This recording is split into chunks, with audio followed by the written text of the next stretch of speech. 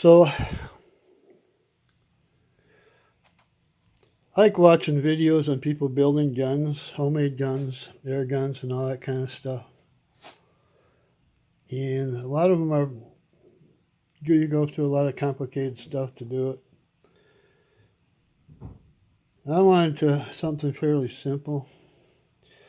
Anyone who's ever worked in a shop recognizes this right here. This is an old one, and so is the one I used here.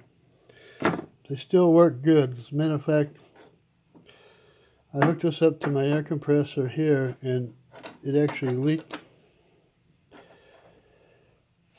And this at first leaked a little bit, but it put some grease on the quick release part, and it didn't leak at all, which really amazed me.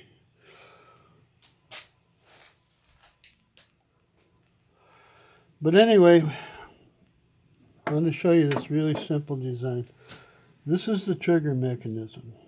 Okay, I use a heavy piece of plastic, cut it out of plastic, and I've got a spring here to keep it pushed back a little bit, although this air valve has its own spring, so it actually pushes.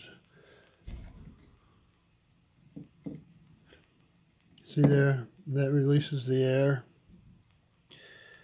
and plugged into this pipe here. So I may never finish this. I'm thinking about putting a laser sight on it. And this magnet is to keep the slugs from moving around, and you just drop a slug down the end of the barrel. And the slugs I made for this particular barrel, I'm making from car door pin, hinge pins. I drop it down, and the magnet holds it into place until I'm ready to fire. Now, even though I haven't got a tank hooked up to it, the next thing to do would be to hook an air tank, small air tank, to the bottom of this, or the side of the stock, and with a valve on it, and maybe an air pressure gauge. So, but I was able to test this out at less than 100 pounds because I have a compressor for my staple gun that's a 100-pound compressor, and after I filled it up, and I was fooling around with lost a little bit of the pressure, so I only had like 90-some pounds of pressure, and I plugged it into the back of my gun. It was actually leaking a little bit then before I put the grease on it.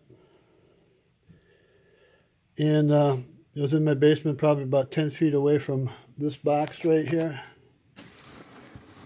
And it went through the box, through both pieces, and ended up in the box. So that's less than 100 pounds of pressure. Imagine, I don't know how much pressure you'd be able to shoot out of something like this, 150 pounds. I imagine that it would do quite a bit of damage.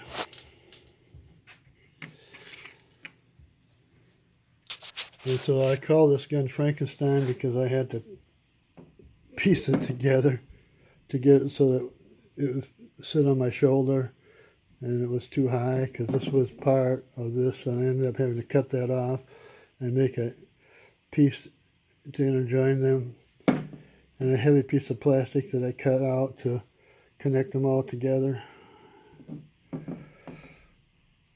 So I thought about making another stock for it. I could rebuild the whole thing now that I know it works. And since I have two of those old style valves, and these things have like probably 40 years old, they came from a factory. I worked in a bunch of factories and had my toolbox to carry from job to job. And sometimes I ended up with like my favorite air hose.